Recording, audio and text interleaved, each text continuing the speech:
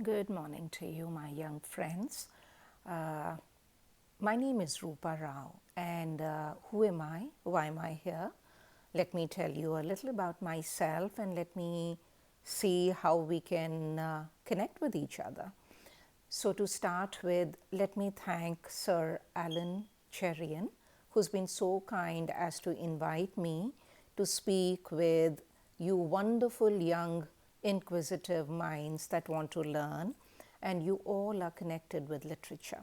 I'm delighted to be here. I'm delighted to be a part of your group and share my thoughts with you.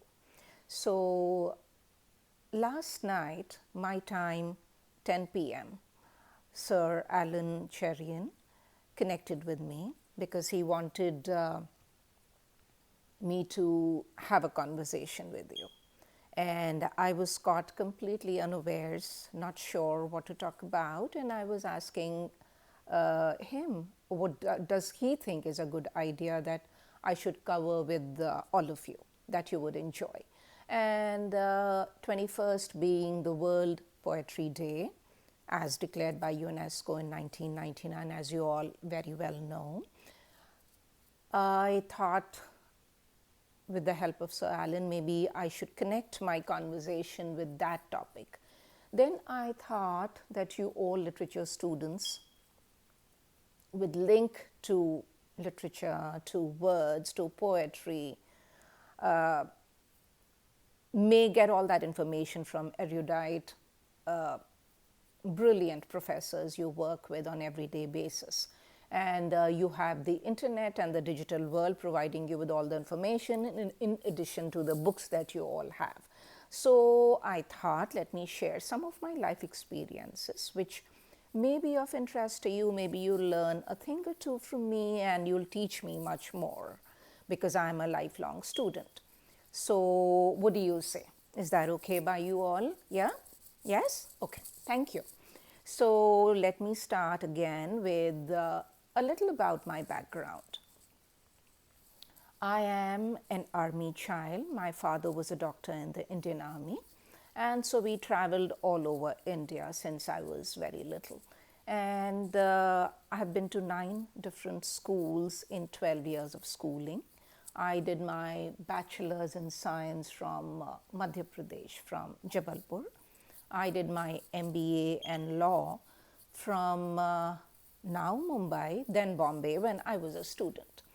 So, your question is, Rupa, what has literature got to do with it? Absolutely nothing. Absolutely nothing. So, after my education, I went into the corporate world, been there for a couple of decades, and I've been a part of the hospitality industry in the marketing with Taj Group of Hotels in India. And I was with NIIT in corporate training in IT. And then I have been in market research. And in the US, I have been part of market research and also recruiting for the corporate world. And I've been part of a large Fortune company like Accenture as well as agency side. So that's about my career. And what does it have to do with literature? Nothing. So, why am I talking about literature? My father, he would actually open our school books on regular basis. He would open poetry, and in his beautiful voice, he would actually recite poetry, and it caught my attention, my interest, and he used to order every kind of magazine under the sun in Hindi, in English. And I remember reading those magazines, reading those books, Reader's Digest, and gossip magazines like Filmfare, Times of India, oh my God, India Today, all kind of magazines and books, Champak, Parag, Chanda Mama, and I even forget, I mean, books like Enid Blyton's Famous Fives, and even Hindi books, which possibly were beyond my age at that point in time.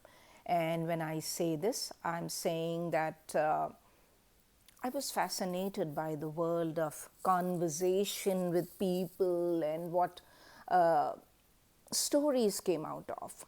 So I started scribbling and I enjoyed reading, I enjoyed writing, but I was a closeted writer. And I didn't think I was good enough to share with anybody. So, what do you do? Do you write? Have you wanted to? Do you desire to write? Or you want to complete your bachelor's with literature and you want to go into journalism, mass communications, or you want to be a content writer? Do you want to join the corporate world, and literature may have little to do with it other than that your language would be fantastic? What is it you plan to do? So far as I'm concerned, I want to share with you how my journey has been in the writing space. I used to put words together and I loved it. I loved it. And when I read something and I found big words, they fascinated me, and I was wanting to find out the meanings or play around with it and stuff like that. And let me say, I'm not an expert on origin of poetry or the kind of poetry, lyrics, or whether it's lyrical or a sonnet or a free verse or a haiku, although I've tried my hand at everything. Let me say this to you. I've written prose, I've written poetry, I have done interviews, and I do have a blog site, and I do share my writings on different platforms, including Sir Alan Cherion's Chaucer's Square, which I'm sure most of you have visited and know what is in there, where different kind of poems are posted by amateur or experienced or published inkers. And I'm sure you've read some of the works or all of the works of your professors who are also not just teaching, are also equally passionate about writing and publishing. So, do you need to know everything about everything? No, you don't. And in fact, let me say this, the more we know, the more we know that we don't know. And that's when we understand that we need to learn more and we need to keep ourselves updated, knowledgeable, and to be able to write, if that is what you want to do. I think a few tips I would say is read. Read anything, everything you can lay your hands on.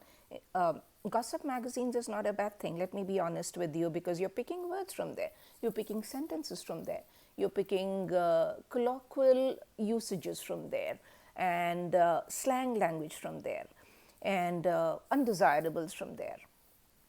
Similarly, now we are bombarded by media.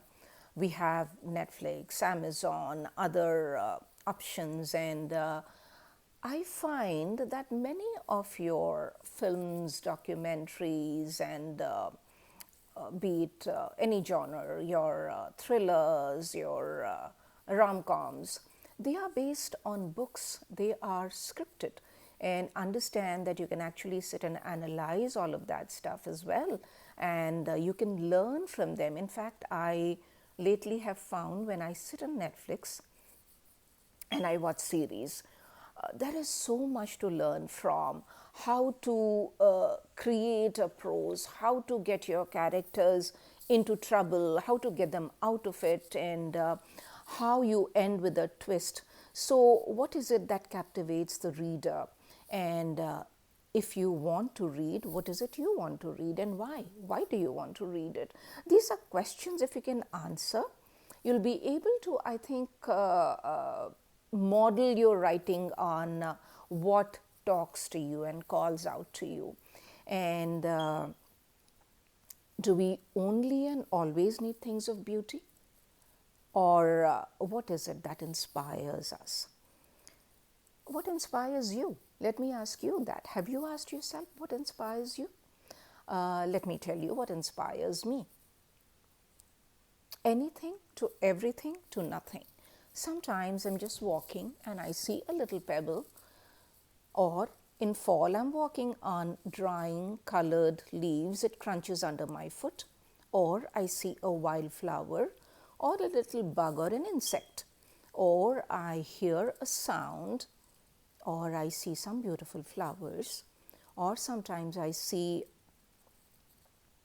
deformity in different shapes, or I read about tragedy, war, atrocities, political differences, or corruption.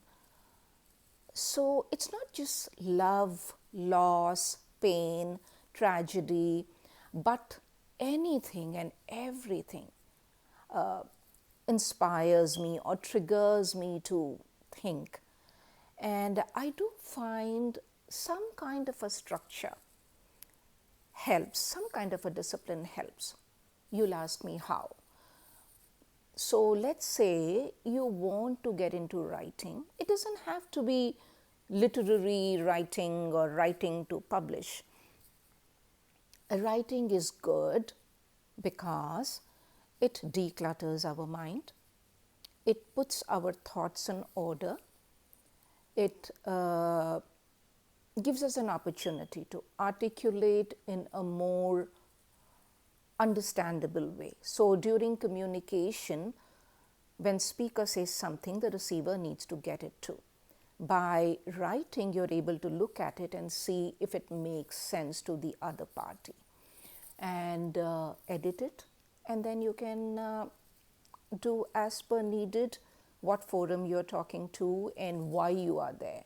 So today the objective of my conversation with you was to actually get to know you, but because I'm video recording and not able to talk to you in person or a Zoom call, I'm doing one-sided monologue. I wish we could dialogue with each other and conversate with each other, which we are not able to. I hope one day, someday in future, we will be able to do it. So let's talk about what are things that make me feel I'm doing something meaningful. Yes, I do have a 9 to 5 job. I do have a family I take care of, a home I need to take care of, and be it cleaning, cooking, being organized, and being a mother and a partner, being a social being and entertaining, all of that apart. What is it that helps me to put together my thoughts and I think do a better job? One of the things I do is I have a gratitude journal wherein I put down what are things that make me feel grateful at the end of the day. In fact, other option which I did try for some time and I loved it, I don't know why I stopped, maybe I should revive it now that I'm talking to you. I have a jar and I cut out little pieces of paper, and each time I'm grateful for someone, for something, for an event, for something I received or something I gave, or the joy that was created by something. I just write that word and put it into the jar. So when I'm feeling low and down and out, I pull out one at a time and read it. It revives me, it rejuvenates and re-energizes me. And so writing a gratitude journal, I suggest look into it, because writing about a lot of negative things happening in life sometimes sucks the life and joy out of us.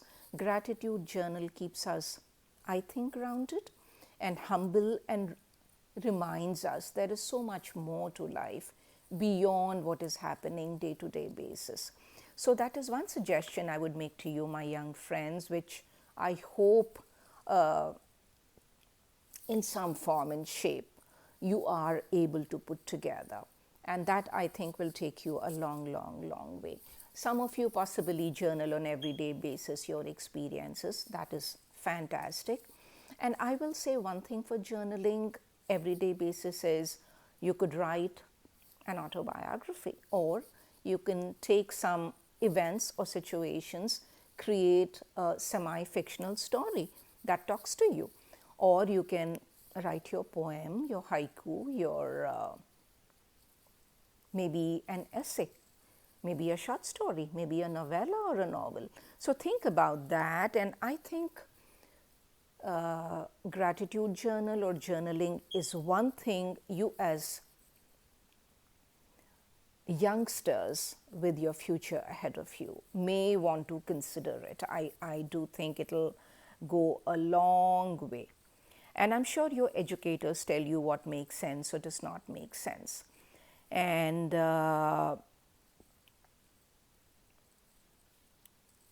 I'm thinking, what is it that if I was your age, if I was 18 to 20, what would I want from the world around me and the people around me?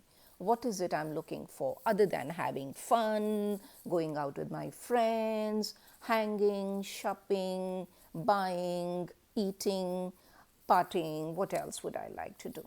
So I do think, as an 18-year-old, I think when I look back, I know for sure that networking is a very, very important thing. And being able to forgive and accept non-judgmentally others around us, accepting their fragilities, frailties, and not breaking friendships over some small things is very, very important. And that'll help each one of us in the long run, because life is all about relationships, all about people, not about only careers and jobs and marriages and children and building a bank balance, which is very important. It is beyond that. I do think networking is very important, and being able to go past, look beyond others' weaknesses and be non-judgmental will help us, I think, learn more, accept more,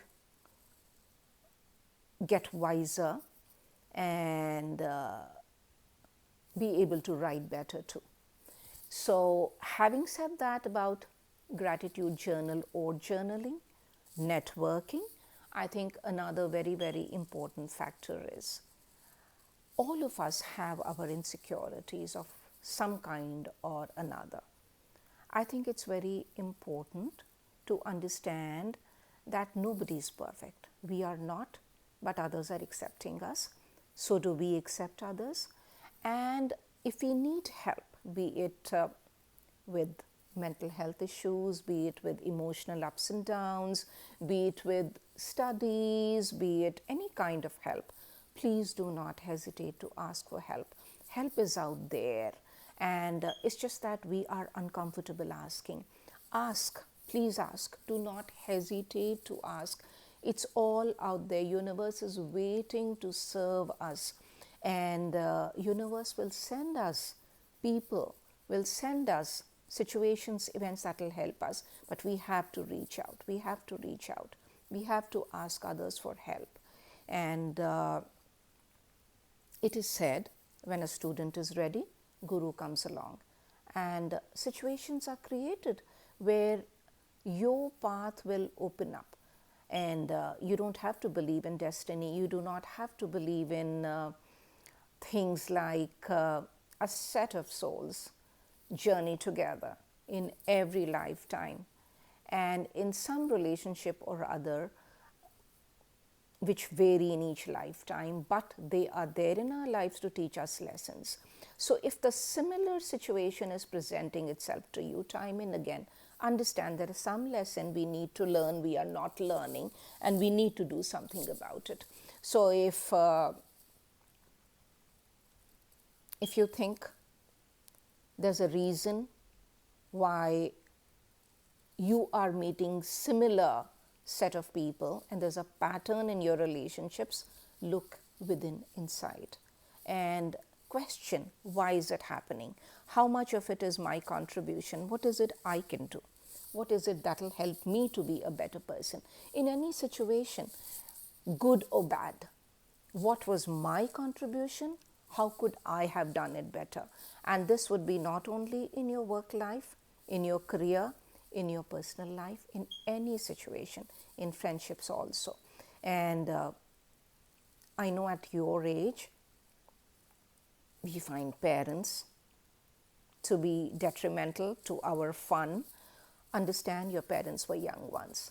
Understand they know a lot of stuff that you're going through, but obviously, generationally, culturally, and exposure wise, you are different, but they do have a lot that they can give you. So don't shut off that door. Uh, Take their inputs, weigh them, weigh the pros and cons. If the need be, put down a chart of pros and cons and see where it takes you.